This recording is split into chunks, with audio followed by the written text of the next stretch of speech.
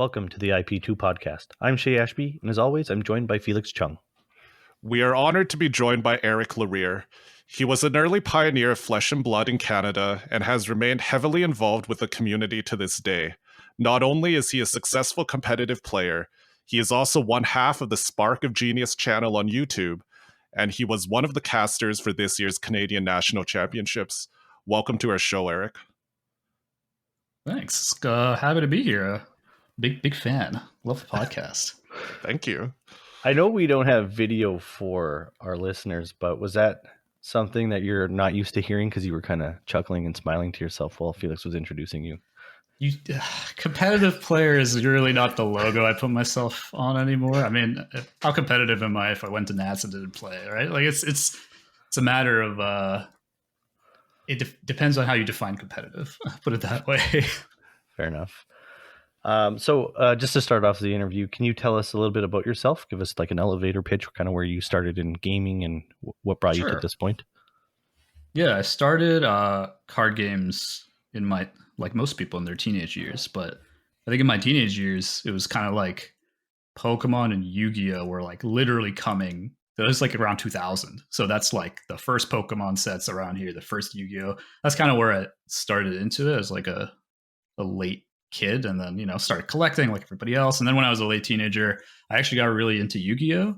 I don't know, a lot of players come from Magic, but I did play Magic, but I'm actually more of a so is Rob for that matter, but was pretty big into Yu-Gi-Oh for probably like 3 or 4 years. Went to like some regionals, have some like decent enough accolades for my monetary budget at that particular time, right?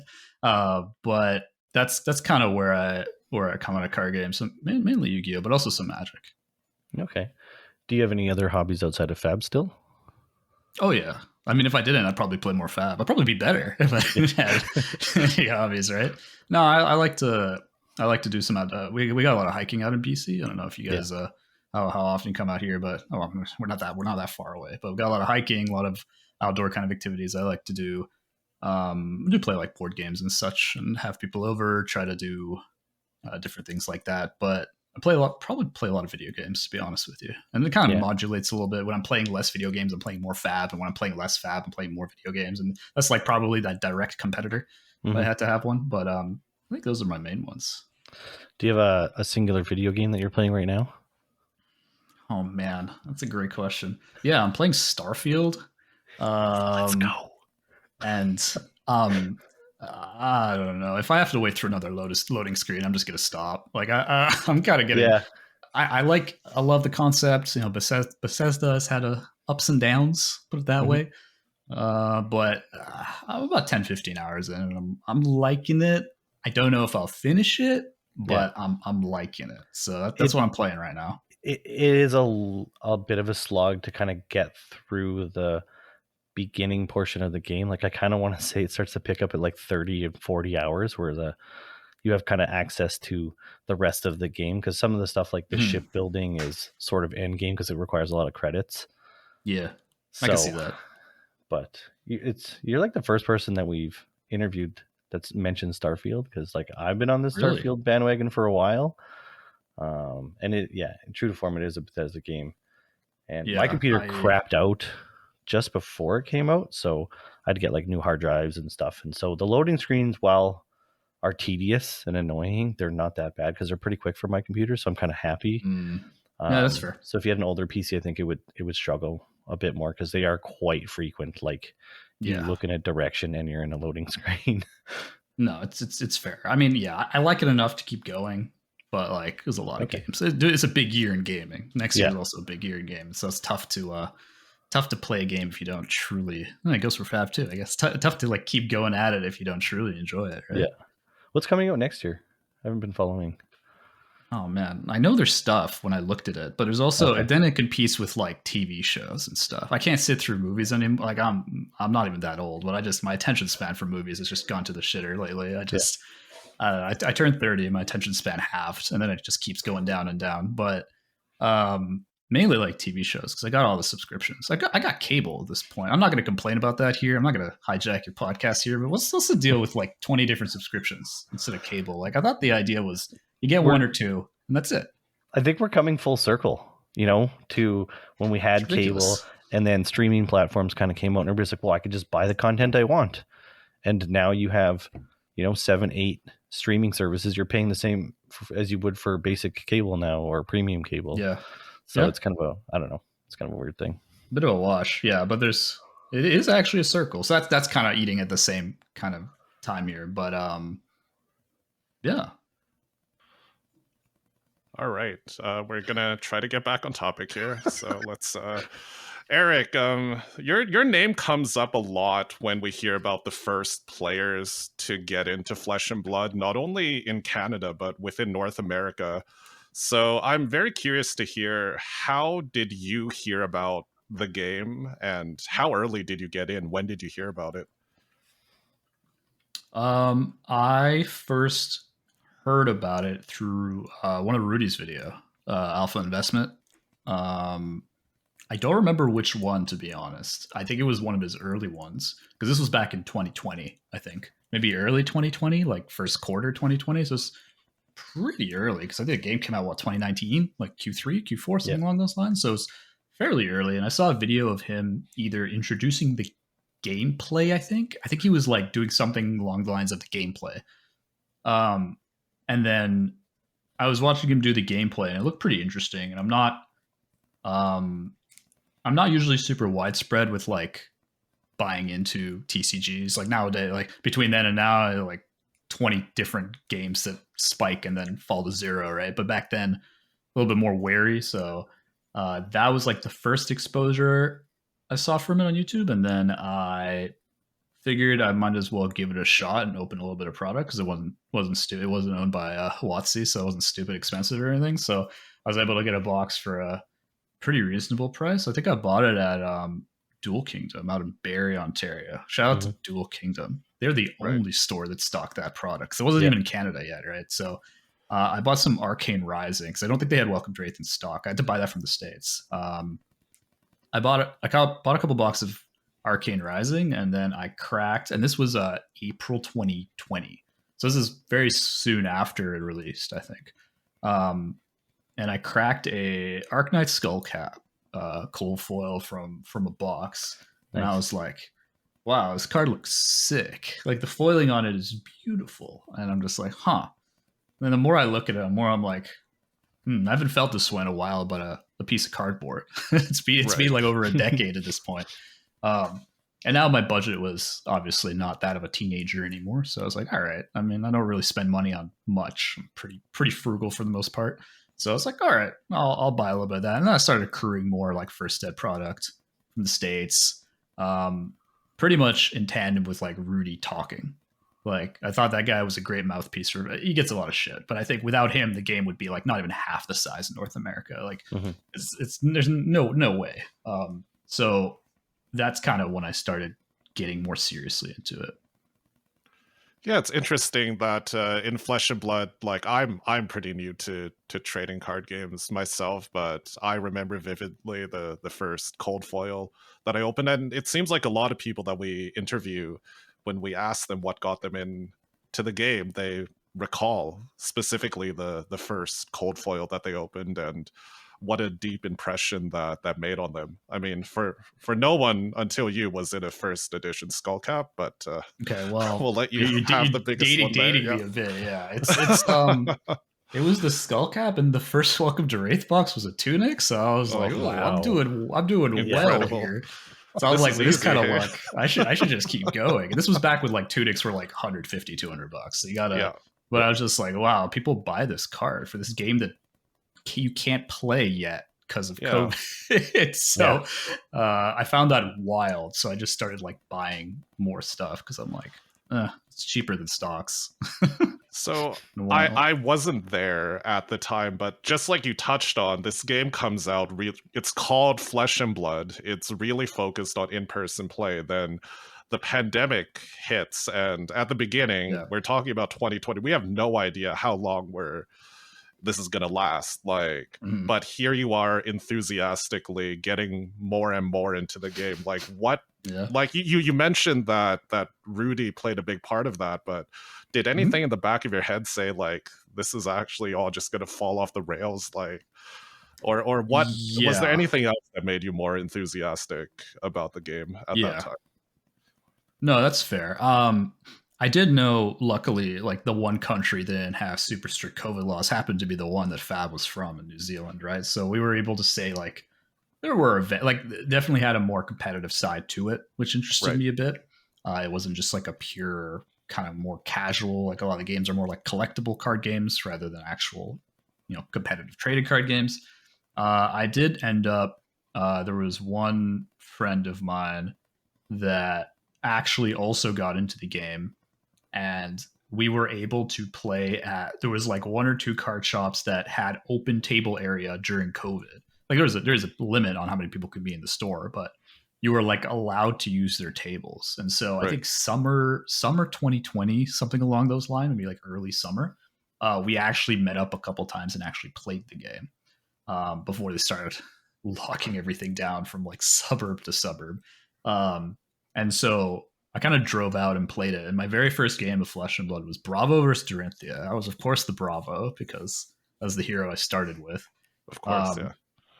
And I still remember like staunching him for 10 on a Dory swing for 9, pumped twice. I'm like, this is great. I love this hero. From Arsenal, of course. So it was just like, oh, I've got buffs. I'm like, I got staunch. Anyways, it's I think after I played those games, I kind of doubled down because I'm like, wow, this is really great not being like land screwed or like land anythinged. Like that was the one thing that stopped me from getting more into Magic, which helped a lot for Fab. It's like the resource, it was just such a well-designed game. It's just like stupendously well-designed. And so I think that combined with the game being alive in another part of the world, combined with me actually getting to experience it a bit, all kind of amalgamated in me buying more and more product. Not as much as I wish, but hindsight's 2020, right? Of course, yeah. No, that's awesome, and that feeling of having that D-React in Arsenal, it's great, right? When the Dorinthia is swinging in, it's powerful. It's I wish we could describe that feeling in so many words, but that's awesome. So in the early days of Fab, like I hear all these wild stories, like online skirmishes with hundreds of people, and like there's the New Zealand server with a lot of trash talking, and New Zealand versus the world and all of that. I mean, this is probably way too much, probably need a whole documentary to cover that year and a half period. But do you have like a story or a favorite memory that would just paint a good picture for those listeners that weren't fortunate enough to experience the game, or unfortunate enough, depending on your perspective, like to experience that era? Yeah, that was definitely a little while back at this point, I guess. I remember this one time in Discord, we just got like invaded by a bunch of New Zealanders calling us shit or something. I vaguely remember the Fat Canada Discord, like just a bunch of New Zealanders coming in.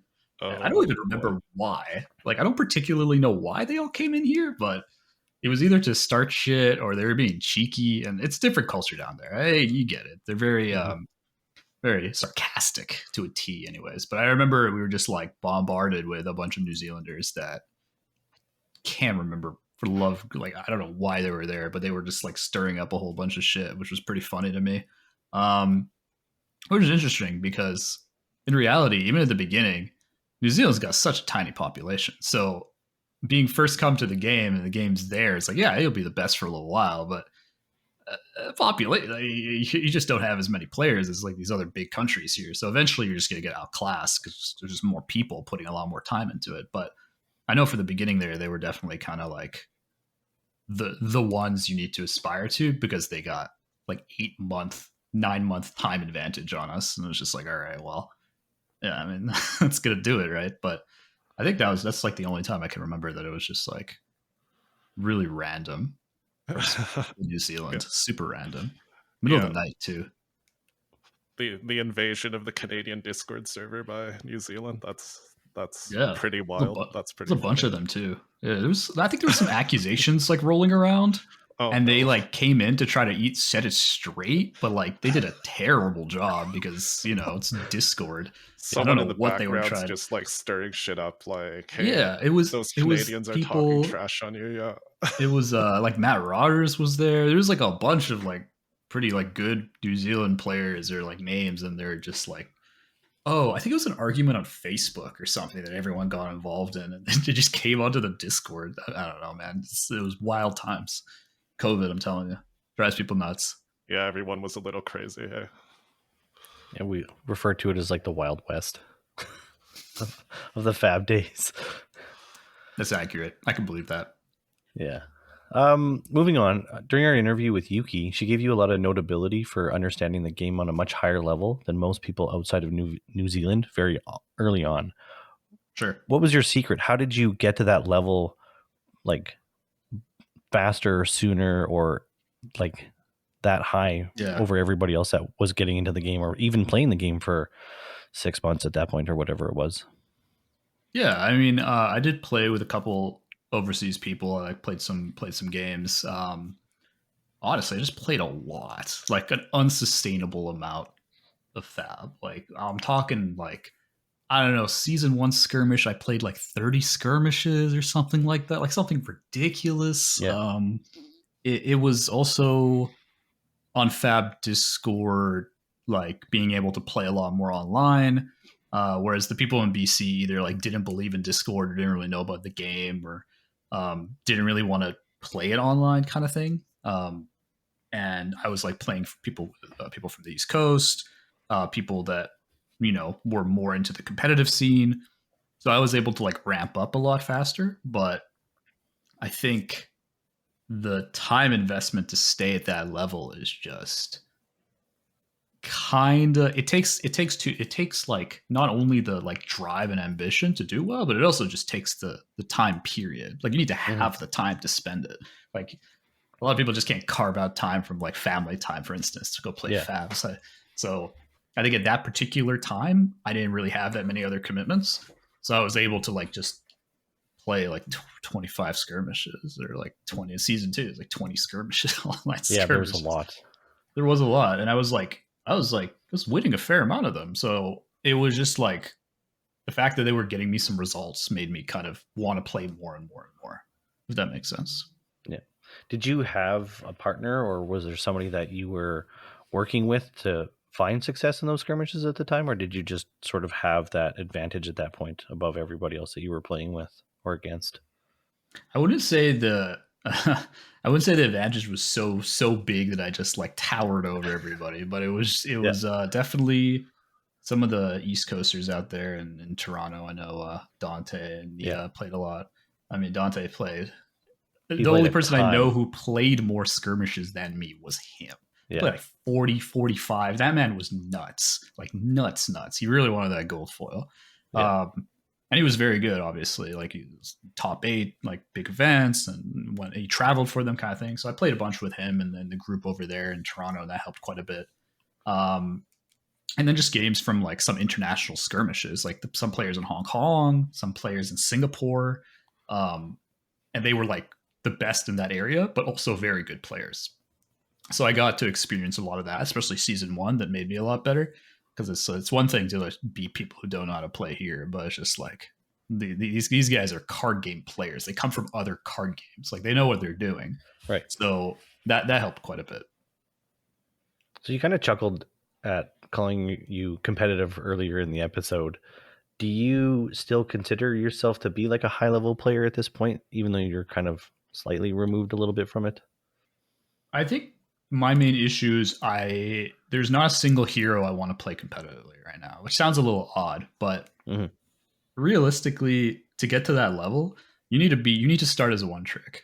And that's kind of what I tell newer players. Like you need to start as a one trick, learn a hero in and out, and that's how you get better faster. And then you can branch off. But the thing is, between the channel where I play I play out every hero pretty much at some kind of capacity, to be able to like do that limits the time I can play more into one hero. And just there's not really any heroes that interest me enough to go deep. I think the last time I really put in significant time was like PT1, where I like practiced a fair amount. And by fair amount, I mean that I was probably still one of the least practiced players at that event, just because people were like coming with way bigger expectations from themselves and a lot more practice. So I still felt like I was like outclassed at that event. And I just, I won enough to like make myself feel better, but it was a difficult event. There were no free wins. Let me tell you that. No, I bet. No, everybody that was there, I would imagine, was like there with the intent to do as best as they can, or ultimately win the PT, because you had to work to get to get a PTI to begin with, and I feel like most people are trying to not waste that opportunity while they're there. Yeah, and it's the only PT that was not mixed format, right? So this was all CC. It's all CC. Right. PT2 was mixed. Every other major event after PT1 was mixed, which was bad for me because I'm a limited player. So it was actually not great for me to go into a 9-round day 1 CC event, 5-round day 2, or something like 6 rounds, something ridiculous like that. Yeah. So that was kind of the last point that I would have considered myself truly competitive. If there's a hero I actually really like and really want to play, I could probably bust out 200-300 games and probably get pretty competent with that hero, but no such hero exists at the moment for me. Fair. Do you still aspire to be a top player, or are you more focused on other endeavors like casting or content creation? I like to be more of a jack of all trades and kind of have my hand in everything, at least at some point, rather than be super deep into one, because it makes it less boring. Because you just grind out at some point. Even PT1 is just like practice for a month straight, like very, very long kind of days practicing the same hero and in and out, that kind of thing. So it just keeps it a lot more varied. Casting, judging, content creation, all that kind of thing. I really like competitive limited, which is odd because that's the opposite of most people. Like most people really dislike competitive limited. I actually very much like competitive. Like my elo is definitely sure shit better at limited, and it's just something I'm just better at, and I enjoy. I love it. I love drafting. I don't know why. I just do. So it's a lot easier for me to get back into like mixed events or like full limited events, but yeah. So you've played on some big stages in the past. You talked about Pro Tour 1, and I do remember watching you on stream, actually, if my memory doesn't oh no fail me. Yeah. That was a fun game. Yeah. Oh yeah. I got bamboozled. That's all right though. So the competitive aspect of Flesh and Blood, I mean, it sounds like it. Is this something that you can see yourself jumping back into if there is a hero that really resonates with you? Like, do you miss that being a player, like going for the big prize? Yeah. Yeah, I do. Especially now that it's mixed. Like all the big events are mixed. There are no like really major CC only. I think that's how it should be, honestly. So I definitely do miss it. I'm on like a pretty active team with like Yuki and Nia and a bunch of international people. The Stroop Waffles, man, what a great name for a team. But yeah, we got the story behind that one. We like that. We like that one. You like that one so for Yuki? Yeah, I do. Yeah. And they're all great. They're all like fantastic players. So if I go deep into a hero, I've got a really great team to test it out. So I think I'm just kind of waiting, to be honest. Like there's stuff that piques my interest, but not enough to like jam 200 games and like ignore the sunlight for a month, that kind of thing. What kind of hero would that be? Like when I think of you, I think about Chain and I think about Lexi. I bet. Yeah, that makes sense. But what kind of hero do you think it would be to get you back in? You guys come from Magic? No. You guys haven't played Magic before. Okay. No. There's a hero. Wow. I mean, I come from like late 90s Magic. Yeah.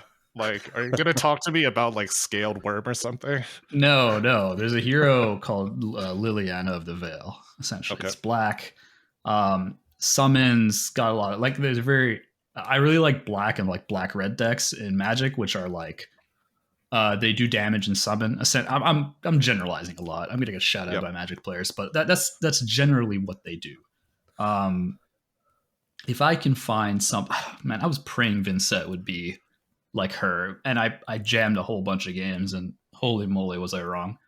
It's like Gimp to Viscera, but the point is it's just a matter of finding that hero that enables me to do like I just want to summon some 2/2 zombies as like a meat shield, and then have a card that says like I want to blow up these zombies and do damage to you, or some shit like that. So like You a know? necromancer.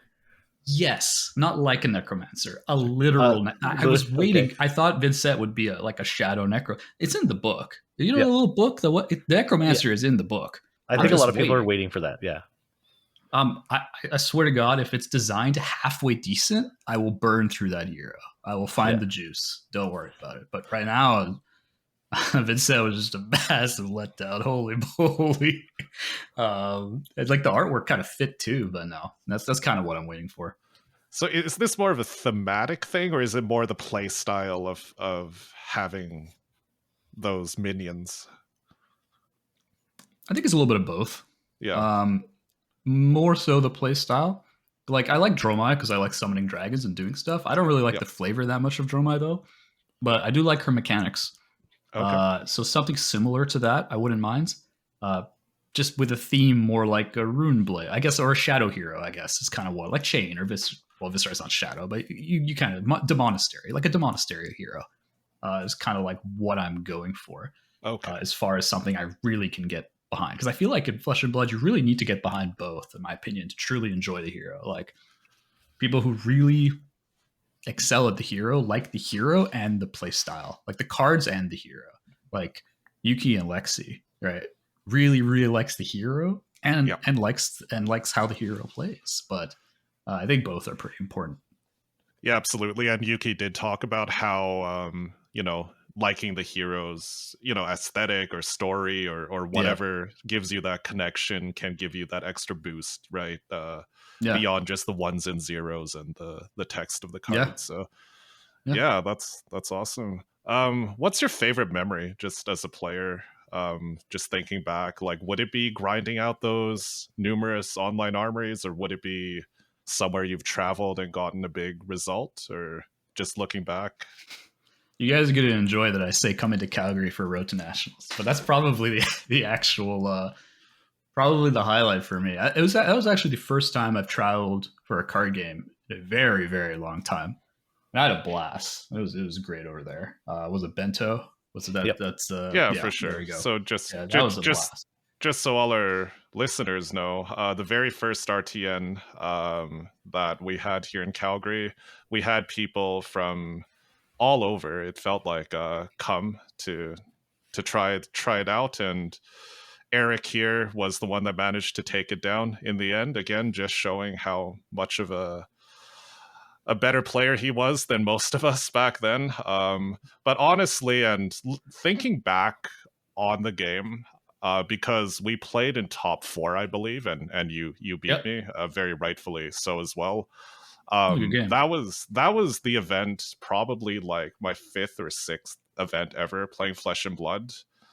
I was playing Bravo. I knew how to block, and I had seen some success against the chains that we're playing locally. And I just thought, man, this game is easy. All I have to do is block and prevent arcane damage. Like, this game might not last very long. But Eric knew things like pitch stacking, like damage stacking, playing 5-card hands. And these were things that it seemed like it took people more time to figure out and incorporate into their own gameplay. But just seeing that play out in front of me really personally enhanced my appreciation for the game. I think that's something that a lot of newer players really struggle with, like, just not playing 4 cards, not thinking about the long-term strategy. So it's a great pick. I was trying to tell all the Calgarians that you were the problem. Like, and we didn't have a solution for it. Problem. You were going to be a problem. We had no solution for you. I only came twice, and I didn't even do that well the second time. I think I like top 4 or something like that. It was like a dub and a top 4 is pretty good for 2 showings. Yeah. Look, that was on Prism. Whole different issue. It wasn't my fault. Luminaris was broken. What am I supposed to do? Not play it? So with Felix's description of sort of that era of Flesh and Blood, do you feel that players coming into the game in the last couple of sets are going to struggle with that concept, because right now I don't really feel like the meta goes to second cycle, especially with like Oldham gone now. Do you think that's going to be a problem in the future? Do you think people will really have that figured out anyways as the game goes on? As far as the meta goes, I think with Lexi LLing out soon, PQ season will almost certainly will LL her, because I still feel like she's the best hero by a pretty decent enough margin that enough people will win. So once she's gone, it'll be tricky, because Dromai is very much a second cycle, third cycle deck, because that's just how Dromai works, especially the mirror. Holy moly, that mirror. But definitely a longer kind of deck. I think a lot of the prominent heroes still use, like, I mean, Bravo still like second cycles, but like the mirror comes up. Dory can use second cycle for like powerful kind of turns. So I think enough of the decks can use second cycle efficiently to win matchups that it's going to be necessary. I don't think it's gone. I think when like Phi came up, like Stubby's Phi, people just forgot because you just died in a turn. So there are definitely like pieces where, until they like stopped it running around and killing everybody, there was just like, you just either win or you die. It's just like 2 turns. But I think newer players might gravitate towards decks depending on what they come from, what they know, especially Magic players. A lot more like control players, mid-range players, more aggressive players. There's decks for kind of every kind of strategy. So I don't think it's going anywhere. I still think it'll be important for the upcoming meta, especially like Worlds meta. I think it's still going to be important. To what degree, I don't know. I think the game's at a reasonable pace right now. I don't think it's particularly fast compared to what it used to be. With like Bullseye Bracer and Lexi just killing you off like 3 of a kind rain. You're just like, are you just dead? I'm like, oh, cool. Oh, nice game. Yeah. So with that not being a thing, I think the games will slow down, because Dromai is not a fast deck, and that is kind of the next best thing. So that's probably what will happen. All right. Well, let's move on and let's talk about community, which is a big focus of our podcast. And when we were talking with Yuki a while back, she really shouted you out multiple times for being a big reason why Vancouver has grown so much and it has become such a strong scene nowadays. So I'd like to actually start at the beginning here. Can you just tell me a little bit about Vancouver in general and what, some of its strengths and weaknesses when it comes to starting something like a flesh and blood scene, getting people interested, and just take me through the journey of turning Vancouver into the strong community that it is today? Sure. So Vancouver is tricky. It's pretty popular for Magic and Yu-Gi-Oh! I'd say those are the big games out here. There's like qualifiers for both, pretty large scenes for both of them. Well connected at that point. One of our biggest stores is called Magic Stronghold for a reason here. So it's pretty well entrenched. But I think the issue for FAB is that, or at least the issue originally for FAB is that it came out, for better or for worse, came out during COVID, right? And trading card games anywhere, none of them had money to invest in some random game from New Zealand, which is what most of them called. They thought it was like dead on arrival, and I don't really blame them. Most of the stores that we talked to initially. Now, we were, or I guess I was lucky enough to meet one store owner from Infinity, Dylan, that was super hyped about the game, like unreasonably so for a store owner. And he got like, I think he got some, I think it was around Monarch First Edition. That's kind of the timeline you're looking at. And he really wanted to get the game. He really wanted someone to like partner with, to, like, get the game entrenched. And so I kind of took that role on to try to set up the online event community and to at least have a player base that might want to come in later on. Like, Vancouver's tough because I feel most people are pretty adverse to online play compared to the East Coast, where I think there was a lot more online play in the East Coast. Whereas a lot of people in Vancouver were just allergic to Discord, or they just like didn't know it existed, or didn't know you could play this game online. It just was very poorly marketed, right? And so eventually starting that as a predominantly like online armory kind of community, getting recognized by LSS as being kind of the premier store. We got an RTN season 1. We were the only store to get that, and we were running weekly armories, renting out a hall. Like we had to. The thing is, like we were such a small store, we didn't need to rent out a hall to do RTN, to do PQ. Like similar to Mento in that respect. Like the store was not nearly big enough to run it, whereas a lot of people had bigger real estate to run. Like this is a PQ or RTN or whatever, right? So it was an experience kind of just building it from there. And then once the first RTN season started, we had 32, 34 people. I didn't know that many people knew the game existed, but people came out just to like interject, like see what the game was about, without having to commit like a large amount of like time and resources towards it. Because it was still, they thought it was a low stakes, the EA tunic on the line, thought it was a low stakes event. Little did they know, but point is they kind of realized that there was a store actually kind of pioneering it. I'd say pioneering it, but they were at least like blazing a trail, I guess, right? So we were able to do that, and then eventually convince a couple other stores in Vancouver, because Affinity's out kind of the burbs, pretty far out in the burbs, if I'm being honest. But that's not the point. The point is we were able to make events tantalizing enough and valuable enough that we kind of like respected their attendance more than just squeezing them for every dollar they had, like other games do, right?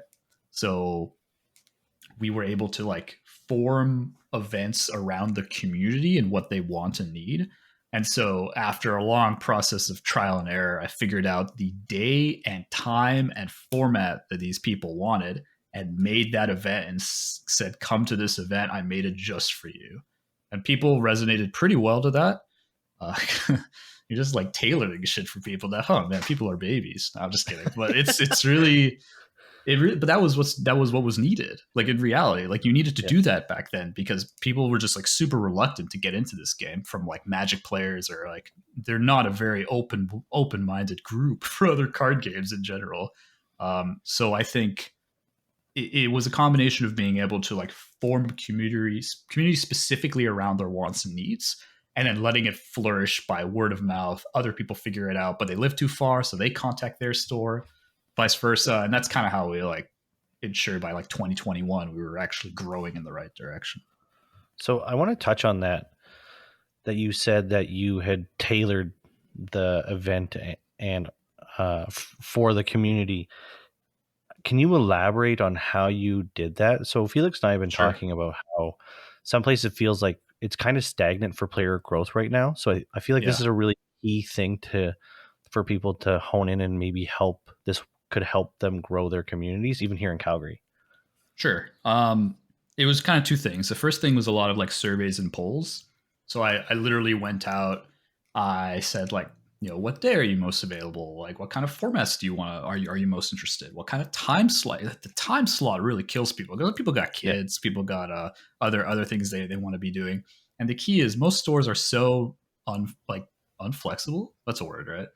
Stores are just inflexible. Like, is it inflexible? I'm tired. I don't know. It's like most stores are not flexible. They have their Magic time slot. They've got like 20,000 different Magic time slots, and that's what makes the money. So that's what they do, and that's it. They don't like they're too afraid to move any of this. They're too, which is fine. Like it's all you. You don't have to try, but you can't put FAB on such a back burner time slot and day and expect people to be, oh, thank you, magnanimous card store, for including us in your weekly rotation. Yeah, like the players just feel like they're just like scraps. Like I don't know about you, but I don't feel great. Like, here, take my Friday 4 p.m. time slot. I'm like, what do you think? I don't work? Like, well, I don't understand, but you'd be surprised. Like sometimes that's what it is. In a store that ran like skirmishes at like 5 p.m. on a Friday in the middle of nowhere. I'm like, there's like 4 people. Yeah, no shit. You have 4 people. Yeah. So surveys, talking to people, and kind of really coordinating with a flexible enough store manager, owner, and then putting in, and this is the second part, is I had to put in a fair amount of time as a TO, because I was a TO for like a year and a half, 2 years for that store, and I was running these events, getting feedback, constantly building that kind of repertoire between players, getting more people involved, and that was the key personal approach, because I was talking to people constantly about it and seeing like what would it take for you to come out to an armory event, right? And sometimes it's a lost cause. They're just like, you got to know when to cut the cord, which is fine. But a lot of the times, a lot of these fixes are easier than you'd think. It's just that you need to go out and ask. And I feel like stores just don't care. And so if you can act as the middleman and do it for the store, that's how you got to be the missing link. And so I was that link for a while, and then it kind of flourished. But it's a lot of work. Like I did it because, I love the game. I wanted it to grow. I happened to have a lot more free time back then, but it's just, and it was a very enthusiastic owner about, like, he really, really liked the game, and he saw potential in it, and he believed in it. It's not something I could say for most store owners. Like they don't care, and a lot of them don't have to. It's a money game, right? But that helps a lot if possible. Yeah, like just even going back to when you were telling your story, you use the word "we" a lot. Like, we did this tournament, or we got this many players, but you weren't an employee of the store at the time. It was a position that you took for the community. And I think that concept even doesn't click for a lot of people, or people don't realize that stores actually could use the help of someone like a community representative, or whatever title you want to give to that role. Because like you said, they're busy, they have other events going. Maybe the staff on certain days only know Magic or Pokemon or whatever drives the majority of sales at that store. But that's not to say that they couldn't use the help of someone that knows the community to do things like surveys and say, hey, does this time slot work? Or even something like, hey, we noticed that this time slot you have for Magic or Pokemon, but it ever only takes half your store. Like, can you set aside a couple tables for us? Like, there's a lot of different strategies that people can use that they don't, or maybe they don't feel comfortable talking to the store. They don't realize that people are looking for their opinions. And I'm just wondering, like, as you moved from the one store that was very supportive to maybe branching out to some others, did you have to use any of those techniques, or I guess, how did you sell the second store, the third store in your community? Or once you got the first, was it like dominoes that it became easier? How did that work? It definitely wasn't dominoes. I think the stores in Vancouver proper have a lot of different issues than the stores out in the burbs, just because rent's higher. Your revenue per square foot matters a lot more in these kind of stores, and so they're a lot more entrenched in the idea that if it's not profitable, they're not going to bother trying. So I think it's slower going. You really got to chip away and get a time slot in the first place, get people to show up, and prove to the store that people will show up for this game, buy product for this game, not in insane amounts, but at least show some kind of interest, and kind of take it from there. It definitely didn't happen overnight for Vancouver stores. I think it took a while, and because I was able to do it with one store, and other people were able to help out with some of the other stores. I did ask other stores, of course, but not to the same level. But other people did start to become kind of their own liaisons and try to get more time in those stores. And that's kind of how it worked with the two main Vancouver stores that run the events, that run the majority of all the events in Vancouver proper. That's kind of how that worked. All right. No, that's really helpful. And I mean, another lesson, something that I repeat all the time, is by being a leader, you grow other leaders. And it sounds like you blazed the trail for one store, and maybe you helped out some others and empowered them, or gave them the template for what to do with their stores to get them onboarded. So it's like a positive feedback loop in that regard. Yep. Yeah. It's amazing what happens when you listen to players. I know it's a wild concept, but it's something that people take for granted. Stores, most stores don't give a shit, which is fine. They're stores, they're businesses, but it only takes one or two to break the mold to make the other ones realize that there's money to be made if people like a game enough, you know. So would that be your top tip for someone that's trying to get the game more traction in their local community, or I guess even more broadly, if someone out there is listening and they're struggling to build their local community or struggling to get a better time slot from their local store, I guess what general tidbit of advice would you give to that person? I would say work with the store manager or store owner first and create that first link, and then act as that link to the other people, right? Kind of be a pseudo representative, be able to relay that information, because the store won't go out and look for it themselves. They don't care most of the time, right? They want to fill tables during the day and drive profit, especially during non-peak times. So I would say try to look for stores that definitely you think have the space and capacity for it, and then work from there. Talk to them, see what they can do, and then try to get either get some of your friends if you know other people in the area. It's much harder in some areas than others. Try to do like welcome events, learn to plays like cheap events, pauper events, commoner events, stuff like that. Blitz events, I know those are pretty popular too, and then kind of see what the community wants. You bring them out, and then you get to be like, so you like this? You want to do a little CC, maybe a little draft action, like kind of see what it's feeling, and then take it from there. Building blocks.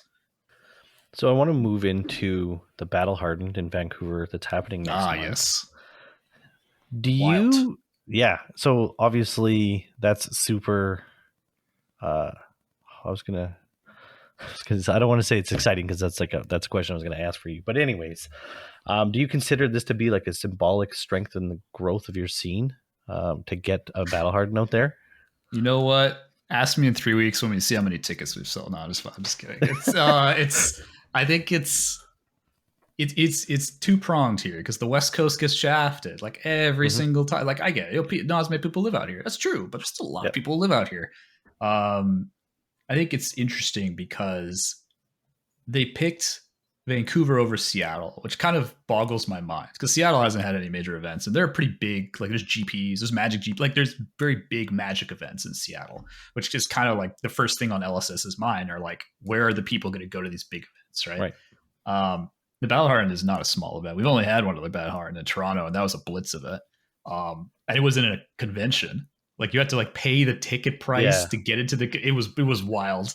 and then pay to enter the event as well. Yeah, it was wild. But like this is the first true Battle Hardened, because this is like a CC main event and then a PTI event after, right? So I think it's definitely symbolic that they're testing the waters. It's probably definitely going to be a test for them to see what we can do as far as numbers, especially for the West. Like California is a given, right? But like we're talking about like Oregon, Washington State, BC, kind of that trail there, right? So I think that's important.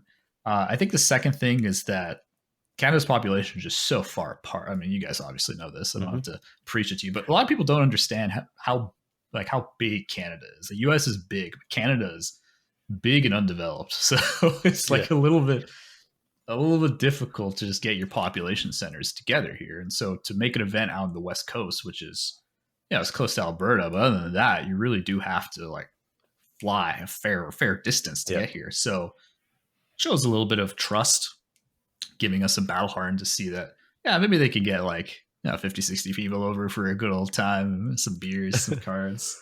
I'm not sure what they're expecting, to be honest with you, but it's definitely a vote of confidence. I know that. Yeah. You kind of touched on it too. I've been kind of saying the same thing. I feel like us out here in Alberta and hopefully some people farther out east have to go to this event to prove to LSS that we enjoy this game and it means a lot to us up here in Canada. So I echo the sentiment that I really want people to show. I think we have a pretty decent contingent coming out from Alberta. But what you're talking about, I wonder if like you said, it's a vote of confidence, and maybe it isn't about the almighty dollar, because they could have probably made more money, going to Seattle or something like that. And since it's only Canada's second major event, maybe it is them just trying to see, get their thumb on the pulse or whatever. Yep. Throw us a bone. Yeah. It's also like all the nationals are out east. Like all the major stuff is like probably going to stay out east. If I'm being honest here, like if we get a calling, that's going to be out east. It's all going to be out east. It's just where most of the people live, which is fine. But I think it is important for them to understand that we have a lot of very good players in Canada, and the talent here is quite real, and we can develop and create new talent, and it's a thing.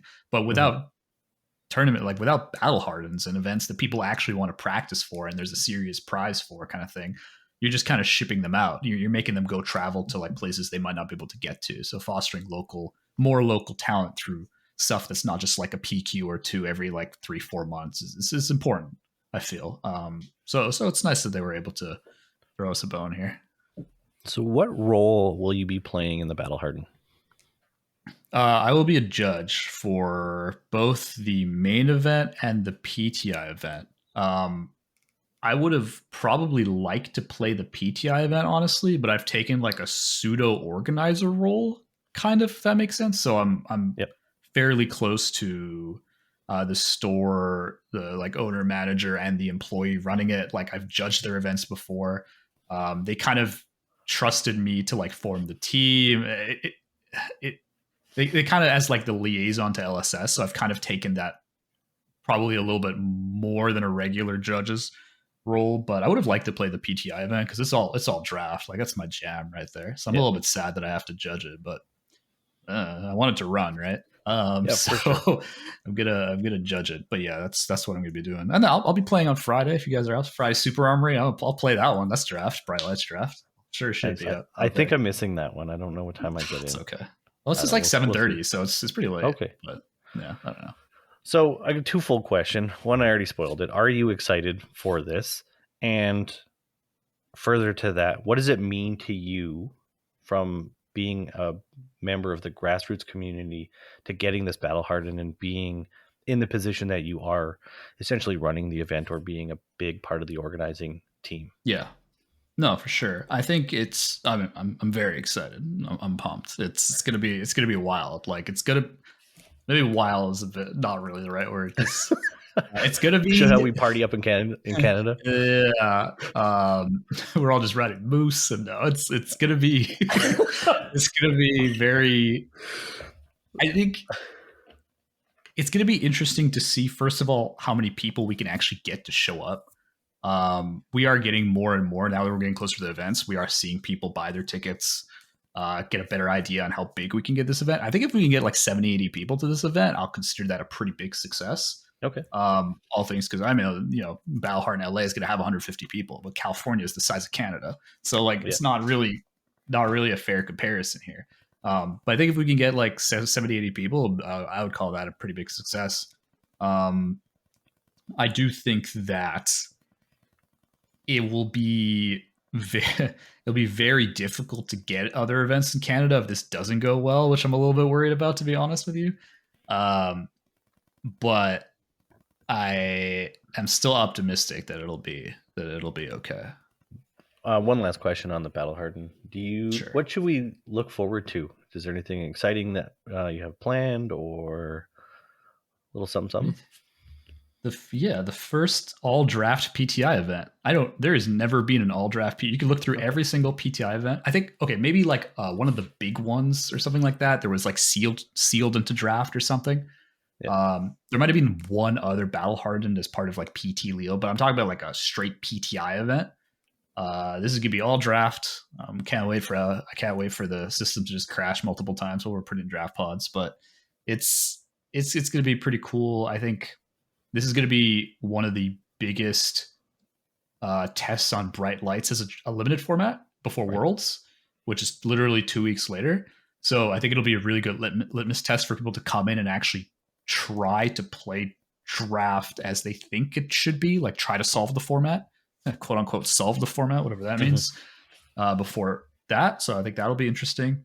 Maybe I'll put up a big Canadian flag or a map for people. I'll try to put some syrup out. Maybe I'm not sure how many Americans we get out there, but yeah, I think it's gonna be for people who've gone to other battle hardens, it might not be special, but I think for a lot of Canadians, it'll be like a new experience for them. Right. I want to switch gears and talk about Spark of Genius. I think that's where you're probably most famous for. Why did you and Rob start Spark of Genius? Man, I ask myself the same question every day. No, I'm just kidding. It's Is it Rob or Spark? Even better. We did some casting for our good buddy Steve at Red Riot Games, who was the organizer of the Canadian Nats, the one we just casted on. Back in like kind of the older days when there was like online major events, we did some casting for him because he wanted to make it a bigger spectacle, which was very respectable. Shout out to Steve. And one time, the stream just the event just crashed. It was, I don't know what it was, TTS, Discord, what have you. Something crashed, and we were kind of in limbo for like 2 or 3 hours. And I'm pretty sure me and Rob just kind of like shot the shit for like literally 2.5 hours talking about random crap. And then people were like tuning in for some reason. They didn't leave, which kind of boggled my mind. I'm like, oh wow, people got nothing better to do than listen to us talk about like collections and like the origins, and that's what we were talking about, like the origins of Fab and collections and stuff like that. Some real boomer shit, you know. So people kind of enjoyed that, which I found odd. And then I don't know who, but one guy is like, "Oh, you guys should start a podcast." So I'm like, "Hey Rob, you want to start a podcast?" And you know Rob, of course he's gonna say, "Yeah, sure." Yeah. Like, he can't say no. It's impossible. So we're just like, all right, what do you want to name it? And we honestly couldn't think of a name to save our life because we didn't really want to think of just like some like, we really just had no good names. And so Nia, one of our, I think he's been on the channel a couple times, one of our buddies was just like, one of his ideas was Spark of Genius. So I'm like, you know what, we're both Dash players. We both play quite a bit of Dash.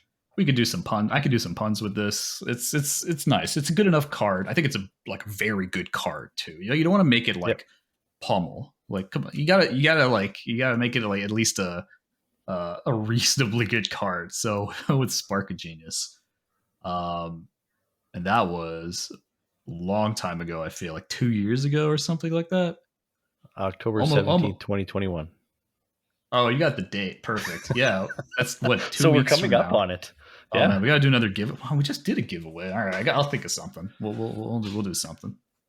Yeah, naming is one of the hardest things. Like, it's tough, kudos to people that can have fun with names. I usually like something that means something, but like I think you picked a good, not only just a good card, but like the name is like you use Pummel for example. Like, what do you play off of just Pummel, right? Like at least with Spark of Genius, you know, you can play off of that with there being like new stuff, and there's a lot you can go with the direction of that, which I think is a really cool aspect of the name. Had you ever done any content before Spark of Genius? Oh God, no. It was like the last thing on my mind. It's like I did not think I had any time to do it. I still don't think I have any time to do it 2 years later, but I wasn't even thinking about it. Obviously I consumed content. I don't live under a rock, right? I do watch not a ton of Fab content, to be honest with you. Even back then, there weren't that many Fab content creators. Very few, for that matter. Even now, there's really not that many. But I did listen to a lot of Session Blood with Kieran and Carol. Carol, yeah. We casted with Kieran too way back when I talked to him. Really nice guy. I'm sure Carol's a nice guy too, but really nice guys out there. But it kind of made me maybe think about, I was like, hey, I think it'd be nice if it'd be an interesting thing to do because I have zero experience editing, script writing, producing anything. Like it's not a skill set I know anything about, completely fresh. And the first little bit was a pain, like learning how to edit. Our channel has evolved quite a bit, templating, all that kind of thing. So I kind of took it as a new experience and like a growth opportunity to be able to like put it under my belt that I can do it, period. I wasn't really looking for it to be successful per se. I was just looking to see if I can actually do it. And so that was kind of where I was going with it. Do you in your own mind, do you feel like the channel is successful? Depends on how you define success. Well, I'm asking you. I don't know. To be perfectly frank with you, I thought I knew. Yeah. I thought I knew. And then I realized the difference in scope.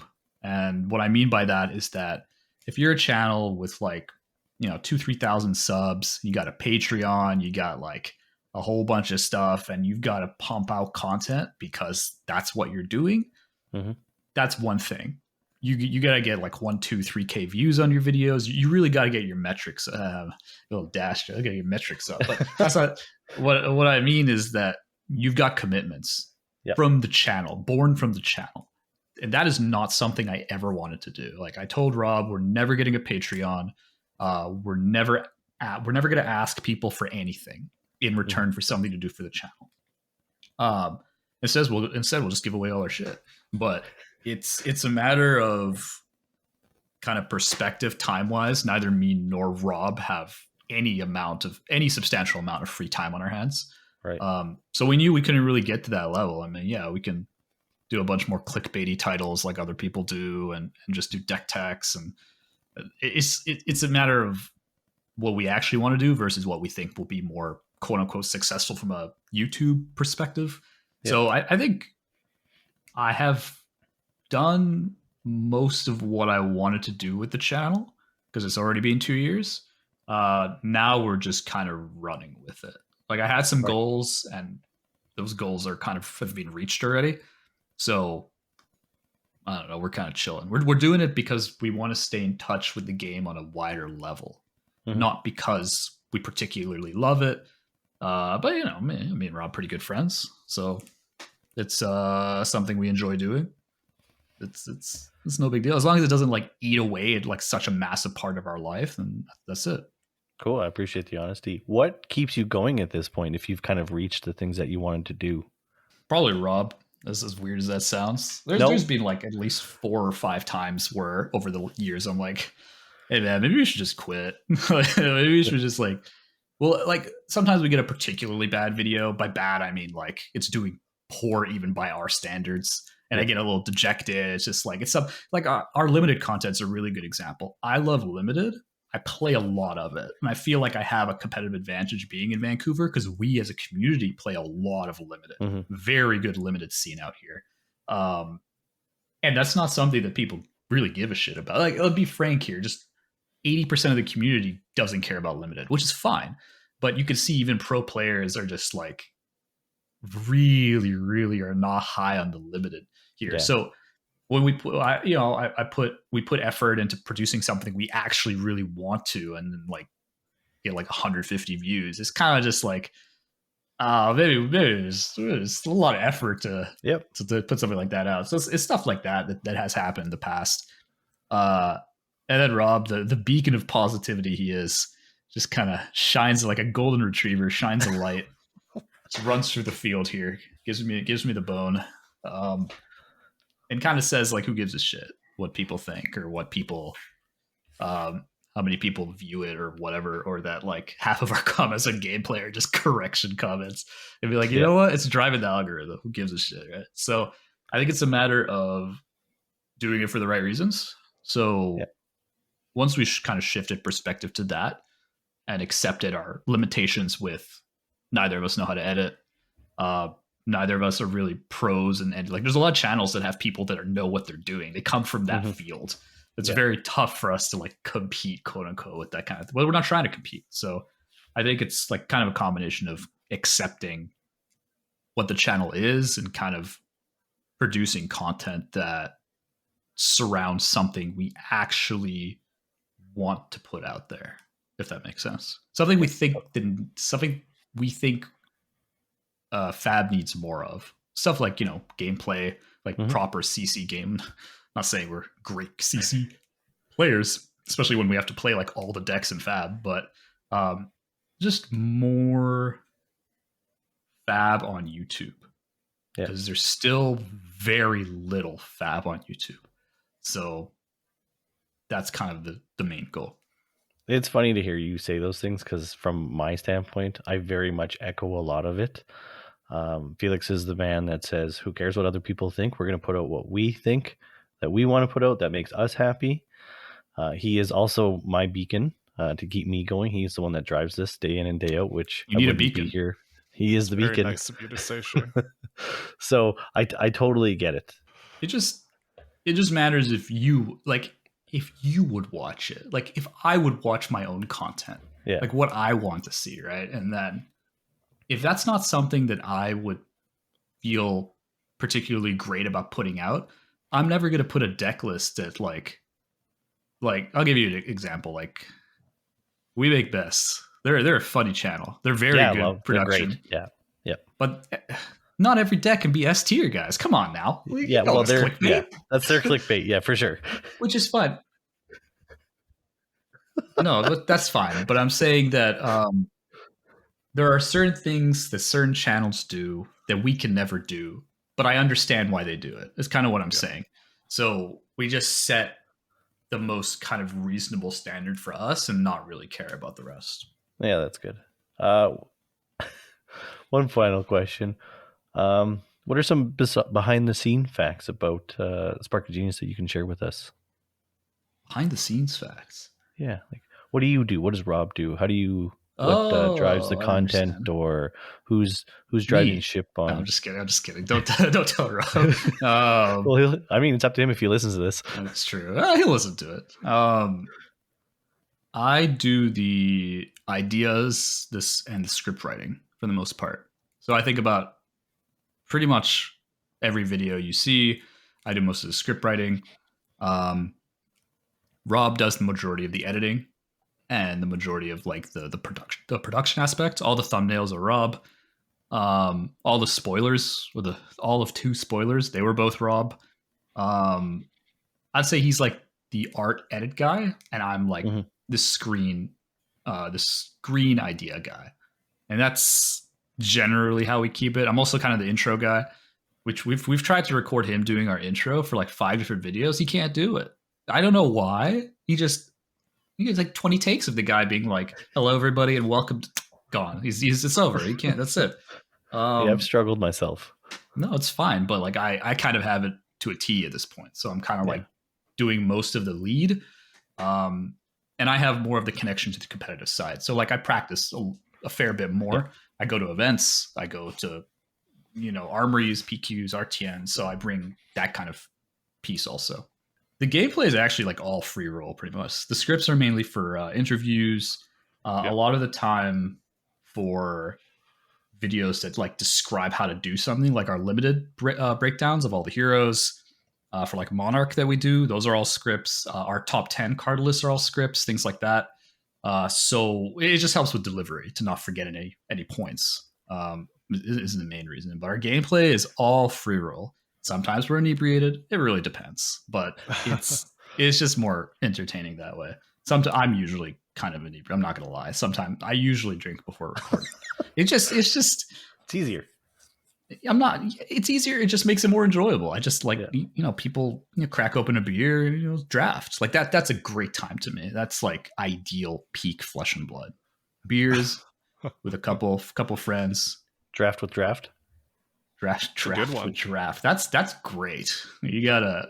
I might steal that one. I can't wait to see draft with draft on Spark of Genius coming up. Yeah, my one wish would be that we actually lived in the same stupid city, because man, would it be easier to actually just like do everything in person. But limitations are limitations. Absolutely. Well, let's touch on something that you mentioned a little bit back, and that's Canadian Nationals. So we have had Steve on, and we just had Fred on. So you are the trifecta of behind the scenes insights going through the gauntlet. Nationals. Absolutely. And I guess my first question is, how did you hear that you would be working behind the scenes this year at Canadian Nationals? Anyone who knows Steve knows that man loves surprise Discord calls. Holy moly.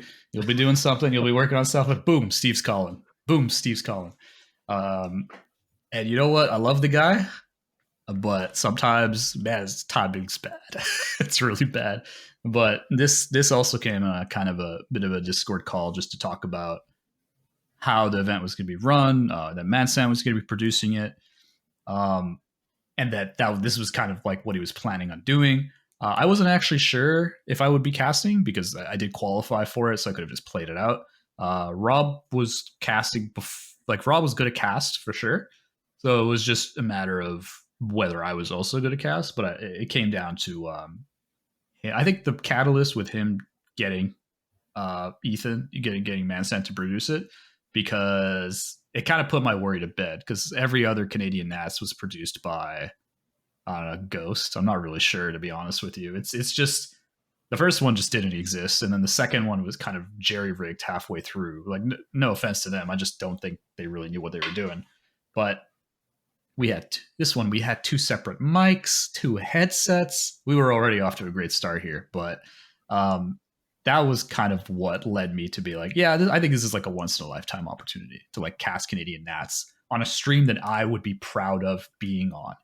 That was the key for me. I didn't want to be on some kind of like half-assed production, if that makes any sense here. So the minute he said that, I was like, oh yeah, I'm down. I'll give up playing. Well, I won't fully give up playing. I'll mostly give up playing. But that was kind of like where I signed on. Well, I mean, I wasn't going to mention it if you didn't bring it up, but we'll call it the Eric maneuver. Playing 1 round of the event for prizing and then dropping so you can hop into the casting booth. Really maximizing your EV. I am an EV player through and through. I have not given up my cold foil prism just to cast for Steve, man. I love the guy, but it is. I won that game, by the way. Just said 1-0, 100% win rate. You just murked one guy. Like, I just murked one guy. Disrespect right here. I think because I played the first 2 nationals, I don't feel like I was missing that much. I also wasn't really super in tune with like any deck and like particular. Like I could have just brought Lexi and been done fine, but I really dislike Monarch as a competitive draft format. I really love it as a casual draft format at Armory. Really hated practicing it for nationals, and I did because all my locals were. So I was playing a whole lot of Armories for draft. It just, I don't know, it began to be a slog, and I just actively didn't want to play 6 rounds of it. So it made it a little bit easier for me to pick the cast after each Armory. Be like, oh, thank God I don't have to play this at nationals. Totally understood. One final note: I did ask if I could do the Eric maneuver as a judge because I also qualified, but that is no for a judge. You gotta be there all the time. No. That's right. That makes more sense. Luckily, we had 2 casters. We had 3 casters total, so we were able to pretty easily put them on. But Eric maneuver is pretty big brain, if I do say so myself. Yeah. Well done, maximizing that EV. Well, that's good. So did the experience of having Ethan produce the stream this time, did that live up to those expectations? Yeah. Oh yeah, 100%. I've seen his stuff before. Obviously, I've watched a lot of the Battle Harns in the States. It's good. It's probably the best production value that I've seen for FAB, period.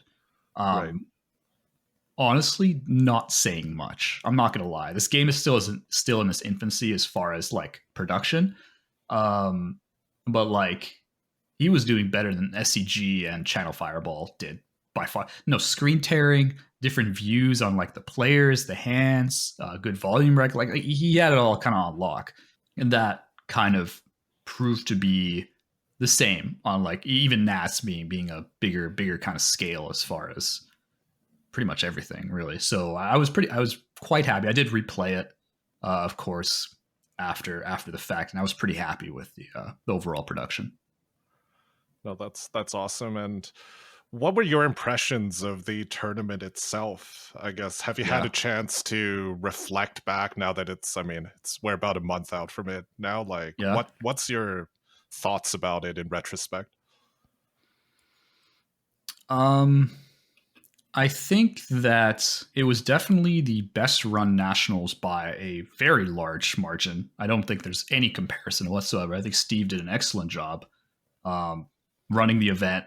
He had He had vendors. He had 2 vendors, which is already amazing because I could actually go, well, other than Red Riot itself, but I actually bought cards. People bought cards. It felt like an actual event, which in Canada, it just wasn't a thing. Like Americans are just kind of scoffing, but I think you got to realize, yeah, we're in a bit of a wasteland up here, the Great White North. So it was great to see. Good haul, good comfortability. Like it was nice because I was a player and a caster, so I got like the player perspective and the outside perspective, and both of it was great.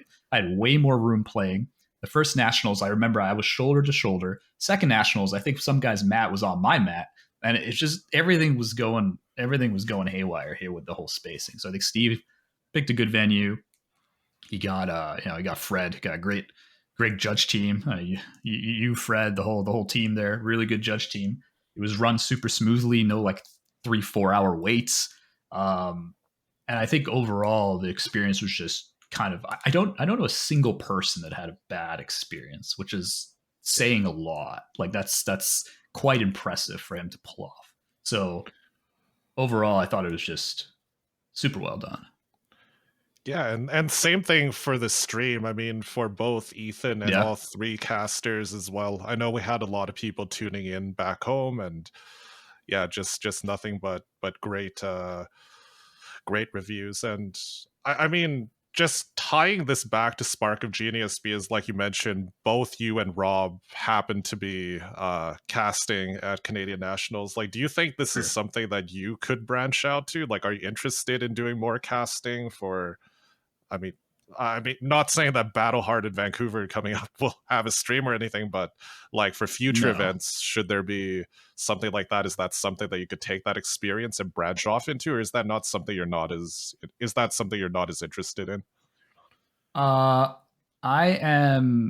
always interested in it. I don't think it's really interested in me, and that's not like a self-worth thing. That's more like there are already a lot of really great casters who like, some of them do this for a living. Like it's very hard to compete with that. And I'm not trying to compete with it, right? That's not really my goal. It's something that I like doing, but I don't think I'm going to be that guy going for, I want to cast as many events as possible. I don't really have those kind of connections overall for those bigger events. And I think it's a lot. Well, I don't think my casting is from an analytical point of view. I think it was on par with the analytics for bigger casts.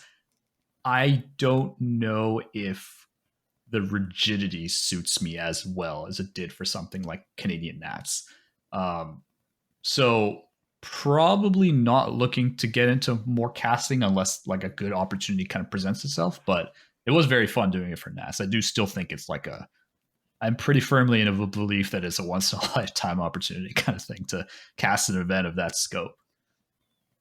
All right. Well, I mean, just speaking for myself personally, if that opportunity comes up next year, I hope you take it. Maybe if that's something you're still interested in.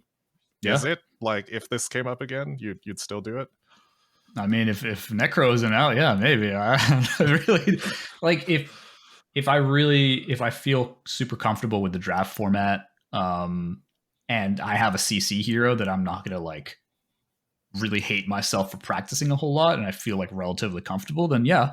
I mean, season 2 Nats, I went into 10 game. I went like 10 games, 12 games on Oldham. I went into the second Nats with barely any practice, like a little some uprising here, and I bubbled out of that one. So like if I had a little bit more love for Oldham, maybe I would have done better. But it really does come to like finding your groove. So would probably err on the side of wanting to play versus cast. I see. But okay. Maybe I don't qualify, then I'm free. No. Fair enough. No, thanks. Thanks for all of that. And it's great to hear you had such a good experience. And no, fingers crossed that next year's nationals is onwards and upward, at least the same quality, if not better. Maybe it's in Calgary. And it's like $100 to fly over there. Man, one can dream. No, I'm gonna pay $500. It could be. I mean, hey, we've talked about TOs, right? And Steve is a great TO. His heart is definitely in the right place. But we've also interviewed Jared with SCG, right? And the operation that SCG has is impressive. Like they have people that work on hosting tournaments full time. That's the reason why the production value of the US Nationals and all those callings and everything can be so good. I would love it to be in Montreal. I don't know why it wasn't in Montreal this time. I mean, it's probably because Steve's not in Montreal. Like you got to get someone on board to do it. But I think next year, I think next year it has to be in Montreal. Like it's just like it doesn't make any sense. Toronto, Ottawa. Like come on, man, there's a lot of players in Montreal. Like, they did real well at last night, and they're very good players as well. Very good. They have multiple in top 8. One of them was second. I mean, I don't know. All right. Well, we've covered a huge range of topics here, Eric. I really want to thank you for spending so much time with us here. It's always limited for all three of us. But do you have any closing thoughts or any shout outs or anything that you'd like to say? Closing thoughts, I think FAB, like Flesh and Blood, is a game that, to me, has definitely broadened a lot of different horizons as far as like this TCG community, giving me and a bunch of other people kind of something to do during COVID, like get together online and not like break off all communications and kind of interaction with other people. Like it provided a bit of a lifeline for me, at least, probably a lot of other people too. So I think my closing thought would be, if people are a little lukewarm on FAB, they have every right to be from a product side, but I think they should maybe open up to all FAB has to offer, if that makes any sense. They're trying. They really do care, which is something I can't say out of any other card game. Like they care. Mm-hmm. James White cares. So I would say that that's something for maybe someone newer, maybe someone who hasn't really delved as deep, trying to get a little bit more into it. I have any shout outs? Good question. I mean, all the locals, obviously in Vancouver. You talked to Yuki already, but it's definitely growing in Vancouver. It's probably one of the densest competitive scenes that I've seen. Whereas, like, if I go in an armory and a new hero and I haven't practiced, I'm gonna get destroyed. Like, it's not that kind of armory. You know what I mean? Mm-hmm. So definitely big shout out for them. Everyone kind of elevates each other. Very, very good players over there. Not just Yuki. There's other players that do pretty well over there too. But shout out to them. Shout out to like the Canadian FAB community as a whole. Very wholesome community. Matt, I love those auctions. But it's it's a very unique community, I would say. It's probably a lot more robust than people think it is. I think people think we're just like, I don't know, just like chilled in igloos, like playing FAB next to the fire or something. I don't really know what every time like I ask people like, how do you think we play up here? And everyone's just like, oh, like in a forest somewhere. And I'm like, oh man, you're serious. But it's a very interesting community, and I think it's quite unique. So shout out to everyone out there in the FAB Discord, just waiting to snipe an auction. It's pretty great. We got a bunch of snipers out in Alberta. Oh, I know. I see this stupid little orange tag just sniping me, and they just see them typing. I'm like, I'm just gonna give up. That's fine. Probably lastly, to like any Spark of Genius fans that also listen to IP2, thanks for sticking with us for X amount of time. I know you guys stuck around for a lot. Man, I still remember Shea commenting on some of our earlier videos a whole bunch. Yeah, man. So shout out to all our early and newer supporters, and of course Rob for dealing with my my upswings and downswings. But not everyone could be the beacon of light that is Felix to your Shea. So I can only be half. I can't be whole. But shout out to those guys. And lastly, probably all the other content creators. And Matt, I know it's a grind. I get it. You get it. It's tough. It's a super niche game. Let's be real here. Mm-hmm. Like the audience is so small, where everyone thinks we're fighting for such a small population. You're just doing what you're doing, right? Everyone's got something that they can contribute and help grow the community in some kind of way. So shout out to all the content creators. Regardless if you think people care, there will always be someone that cares. So I'd say keep on trucking, unless it's all just like really random clickbaity stuff. No, just kidding. Even that stuff is okay. But yeah, just keep on kind of contributing to the FAB community at large. Again, thank you so much for joining us today. If people were to reach out to you, how would you like them to reach out to contact you? Sure.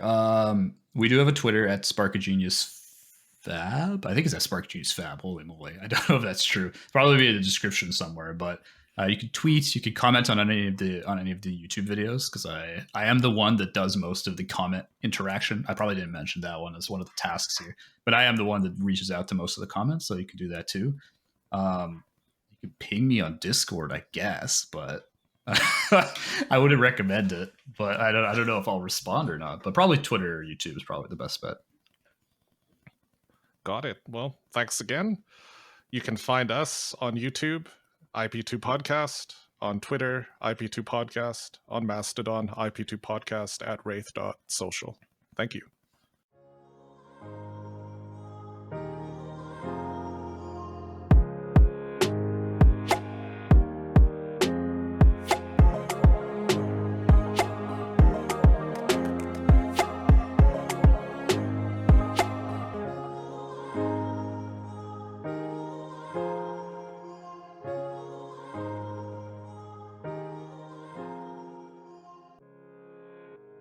Yeah, but now knowing that you write the scripts when you have gameplay content, now I know why you win as much as you do against Rob. So I don't even. I got crushed last game because I couldn't read the card, and neither of us could read. TTS is not a great place to oh man not make mistakes. Let me put it that way. But